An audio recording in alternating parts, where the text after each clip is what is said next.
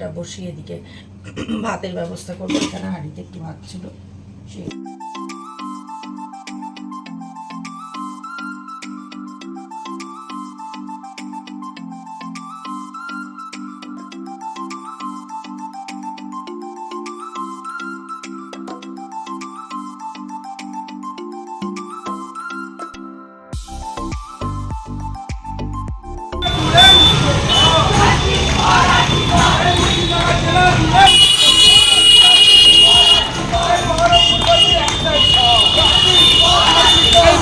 ফ্রিজে আছে ভাত গরম করে দেবো মাইক্রোওভেনে। বন্ধুরা, আবার একটা নতুন সকালে এলাম তোমাদের সামনে। আজকে হচ্ছে 4 সেপ্টেম্বর আর বুধবার, আর এখন বাজে 7:10 ঠিক। এখন এলাম, মিস্টার চ্যাটার্জি স্কুল আছে, রান্না করে দিয়ে একটু ডিম সিদ্ধ করে রাখা আছে, রান্না কষা টষা ছাড়িয়ে নিয়েছি। এইবার ওনাকে রান্না করে দিই, ভাত করে দিই। তো ঠিক আছে বন্ধুরা, কেমন আছো আগে বলো তোমরা? আশা করি সবাই সুস্থ আছো, ভালো আছো, আর যে যেখানে আছো ঈশ্বরের কৃপায় নিরাপদে আছো। তো এই কাজটা শুরু করে দিই, রান্নাটা করে নিই। একটুখানি বাইরে বেরোতে হবে, কালকে অসম্ভব শরীর খারাপ ছিল, কালকে ব্লগ যায়নি, ওই জন্য কালকেই বেরোনোর কথা ছিল একটু এটিএমে যাওয়ার, কিন্তু মানে সাংঘাতিকই শরীর খারাপ, যেতে পারিনি আজকে। তাই জন্য উনি বেরোনোর আগে যদি একটু সঙ্গে মানে কেউ মন্টু থাকবে, একটু যাবে, আমি এটিএম থেকে এসে আবার আমাকে সিঁড়ি দিয়ে তুলে দেবে। আমি সিঁড়ি দিয়ে নামা ওঠা একদমই করতে পারছি না নিজে। তো এই এখন ঝটপট এইটা রান্নাটা বসিয়ে দিকে ভাতের ব্যবস্থা করবো। এখানে হাঁড়িতে একটু ভাত ছিল, সেই ভাতটা দেওয়া যাবে না, না এইটাকে বাই করে দিতে হবে, সামান্য একটুখানি ছিল, এইটাকে বের করে দিয়ে নতুন অন্য হাঁড়ি নিয়ে আর কি ফ্রেশ করে ভাত বসাবো। খানিকটা ভাত ফ্রিজে ছিল, সেই ভাত ভাজা করব ভেবেছিলাম, কিন্তু এখন দেখছি ডিমটা সিদ্ধ করাই আছে, তো চট করে একটু ডিম কষা, আলু টালু কিছু দিচ্ছি না, এমনি ডিম কষা আর ভাত করে এখন আপাতত তো দিই, তারপরে যদি মনে হয় তখন না হয় ইয়ে করব, ওই ভাত ভাজা যদি করি। হ্যাঁ, কাল থেকে আবার দাদা খাবার দেবে, তো এইভাবে দেখি। তো চলো কাজ শুরু করে দিই। কড়াইটা একটুখানি মেজে নিই, বললাম তো একটুখানি ডিমটা গতকালই সেদ্ধ করেছিলাম, জানো তো, এগ বয়লারে করেছিলাম। এগ বয়লার এখন খুব দেখি যে সত্যি খুব ভালো হয়, কোনো মানে ওই যে অনেক সময় ফেটে টেটে যায়, সেই সব কিচ্ছু হয় না। ডিমটা সেদ্ধ করা ছিল, কিন্তু কালকে এতটাই শরীর খারাপ করেছে যে মানে কোনোভাবেই আমি করতে পারিনি আর কি। তো সেই জন্য আজকে সকালবেলাতেই করে দিচ্ছি ডিমটা। সেদ্ধ করা ছিল বলে আরও অসুবিধা হলো না, আর যেহেতু ডিমে আলু আর দিইনি, শুধুই ডিম কষা, তো সেই কারণে ঝটপট সকালবেলায় হয়ে যাবে। একদিকে ডিম করব, আর ভাত একটু আছে গরম করে দেবো। তো একটুখানি কাঁচা লঙ্কা কুচিয়ে নিচ্ছি, আর পেঁয়াজটা যে মিক্সিতে বেটে নিয়েছি, পেঁয়াজের সঙ্গে একটুখানি চারমগজ দিয়ে দিয়েছি, একটু মানে টেস্টের জন্য আর কি। তো চলো এবার রান্নাটা সেরে ফেলি। ডিমগুলো ভাজা হয়ে গেল, ডিমগুলো তুলে নিই, একটুখানি জিরে ফোড়ন দেবো, তেজপাতা জিরে ফোড়ন, আর এই দেখো একটু কাঁচা লঙ্কা কুচিয়ে নিয়েছি, আর এই যে বললাম না, পেঁয়াজের সঙ্গে একবারে চারমগজ একটুখানি বেটে নিয়েছি। আর এবার একটু আদা রসুনের পেস্ট দিয়ে দেবো। আদা রসুনের পেস্টটা এখন আমি মানে এমনি কেনা পেস্টটা ইউজ করছি, যেহেতু আলাদা করে এখন আমি আর রসুন ছাড়াতে সময় লাগবে, রসুন আবার আলাদা করে বাটতে। আদা বাটা আছে এমনি ফ্রিজে, তো ওই আদা রসুনের পেস্টটাই ইউজ করছি। তো আর এবার তো আর যা যা দেওয়ার, হলুদ দেওয়ার, কাশ্মীরি লঙ্কা গুঁড়ো দেওয়ার, এগুলো তো দিয়ে দেবো। তো এই আর কি। এবার উনি খেয়ে বেরিয়ে গেলে তারপরে জামা কাপড়গুলো জমেছে অনেক, ওগুলো ওয়াশিং মেশিনটা চালিয়ে দিতে হবে, তারপর টুকটাক এইসব ঘরের কাজকর্ম সারতে হবে, তারপরে স্নান করে পুজো করে নিতে হবে, তারপরে খাওয়া দাওয়া তখন বাকি দিন যেমন কাটার আর কি কাটবে। তো চলো ঝটপট সেরে ফেলি। হ্যাঁ, ফ্রিজে একটু ভাত ছিল কিন্তু সেটা আর দিতে আমার মন চাইলো না, এবার টাটকা ভাতই করে দিই। তো থাকলে যদি থাকে তো ফ্রিজে রেখে দেবো, তাহলে কালকে সকালে কিছু একটা করে দিয়ে দেবো। মশলাটা কষে গেছে, ডিম দিয়ে দিয়েছি আর মাইক্রো ওভেনে জল গরম করে নিয়েছি। দেখো এবার গরম জলটা দিয়ে দিলাম।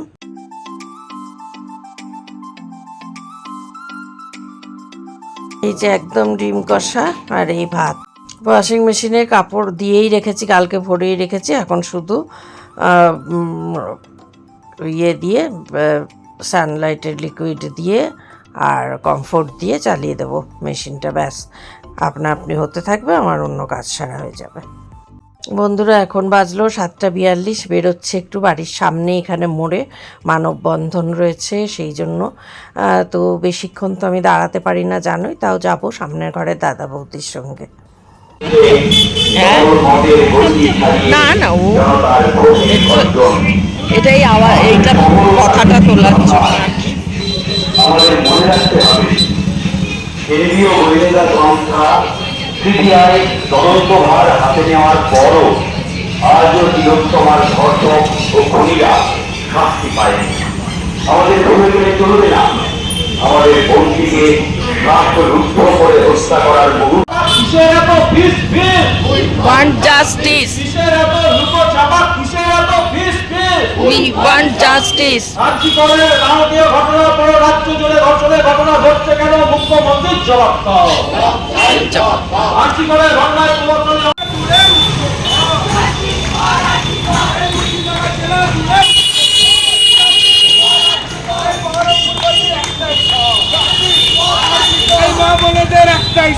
Justice for Arjikor.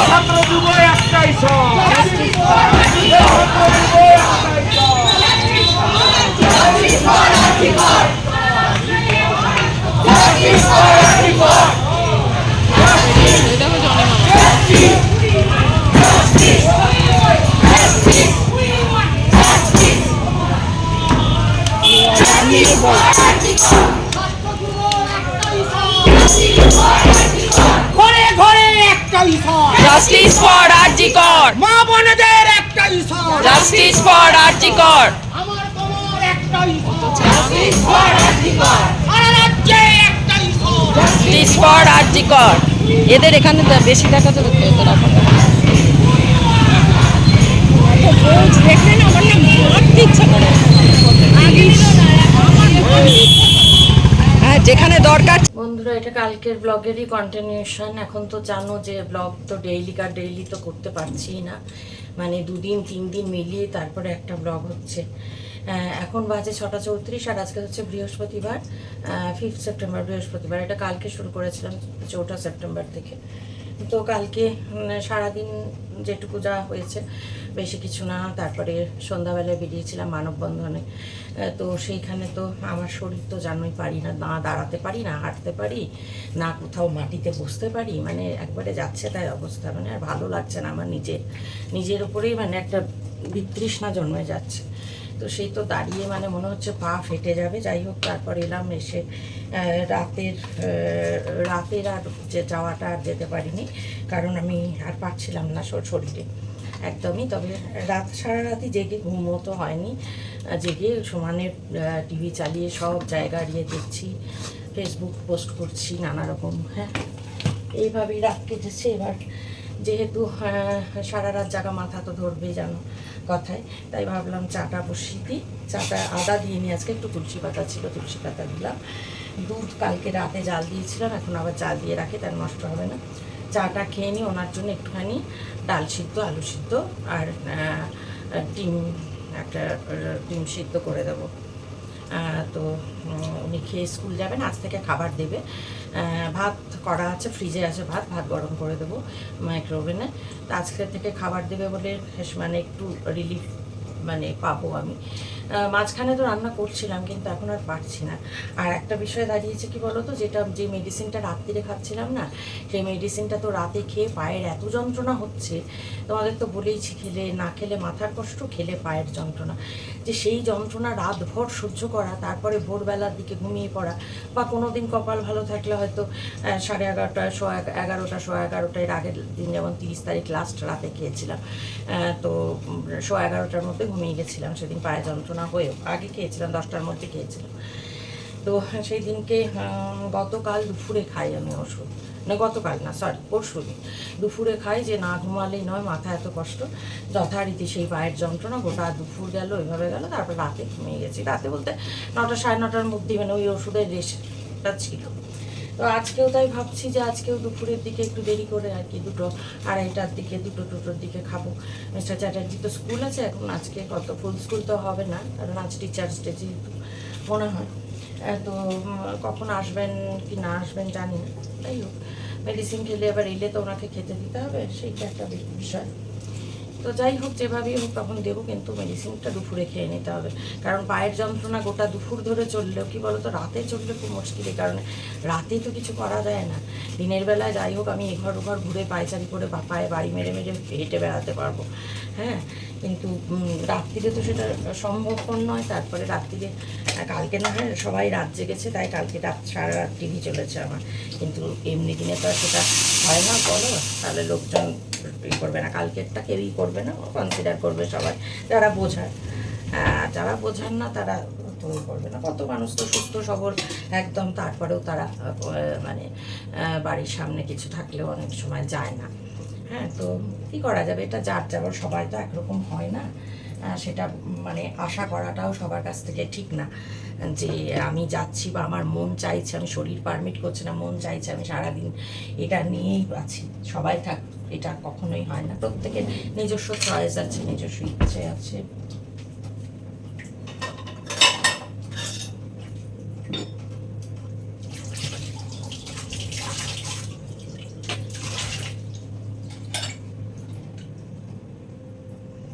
তো এই হলো ব্যাপার, কাউকে তো কোনোটা কারোর ইচ্ছের বিরুদ্ধে করা তো না।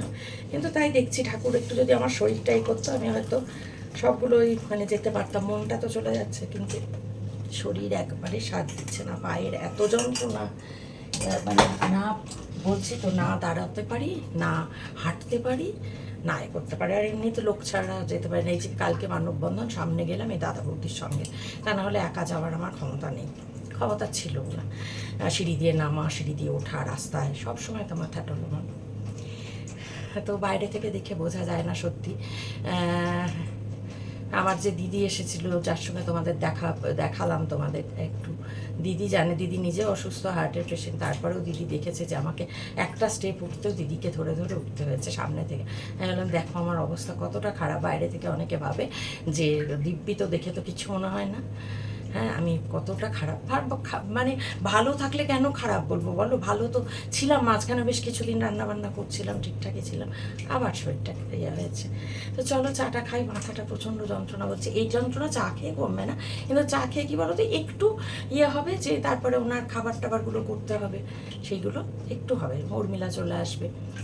তো চলো ঘরে যাই, ঘরে বসি, গিয়ে আবার এই মোবাইল ছেড়ে টিভি ছেড়ে মোবাইল, মোবাইল ছেড়ে টিভি, এই চলছে আমার সারাদিন। এই নিয়ে আছি, আর কিছু কোনো দিকে মনও দিতে পারছি না, কিছুই না। তো চলো, এই জন্য ডেইলি ব্লগ দেখো না সেরকমই নেই। আরও তো আমার বড় জনে, কেউ অনেকে ভাবে যে টাকার জন্য বোধহয়, টাকার জন্য যদি মেন কথা হতো না, তাহলে আমি যারা করছে, মানে বহু বহু ক্রিয়েটার রয়েছেন বিভিন্ন অ্যাঙ্গেলের, ডেইলি ব্লগার শুধু নয়, যাদের প্রয়োজন এবং এটাই যাদের রুজি রুটি বা এটা না হলেই চলবে না, তারা কিন্তু এই সমস্ত দিকে কোনো দিকে তাকাচ্ছে না, একটা অনেক বড় সংখ্যক।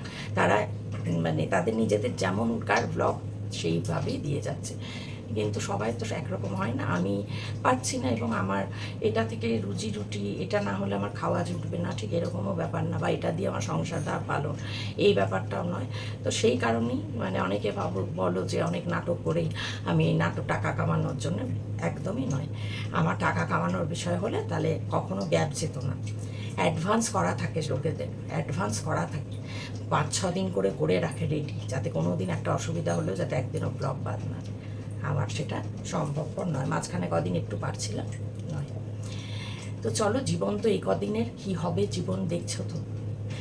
একজন মা হিসেবে এই ধাক্কাটা কিছুতেই কাটাতে পারছি না। আর চোখের জল নিয়ে সবসময় এটাই বলছি যে ওটাই হচ্ছে শপথ, যে যেভাবেই হোক, বলবে তুমি কে, আমি নই, আমরা আমরা আমরা কালকের রাতও দেখেছে, আমরা, আমাদের শক্তি, সেই আমরা। লক্ষ লক্ষ মা, লক্ষ লক্ষ দিদি, লক্ষ লক্ষ বোন, লক্ষ লক্ষ দাদা, বাবা, কাকা, মামা, ভাই, বিচার আনতে পারবো না একজনের জন্য? নিশ্চয়ই পারবো। চল ঘরে যাই। তো বন্ধুরা, মিস্টার চ্যাটার্জিকে খেতে দিতে এলাম, আর ওনাকে খেতে দেওয়ার সঙ্গে সঙ্গে আজকের ব্লগটা এখানেই শেষ করে দেব। দুদিনের কন্টিনিউশন বললামই তোমাদের।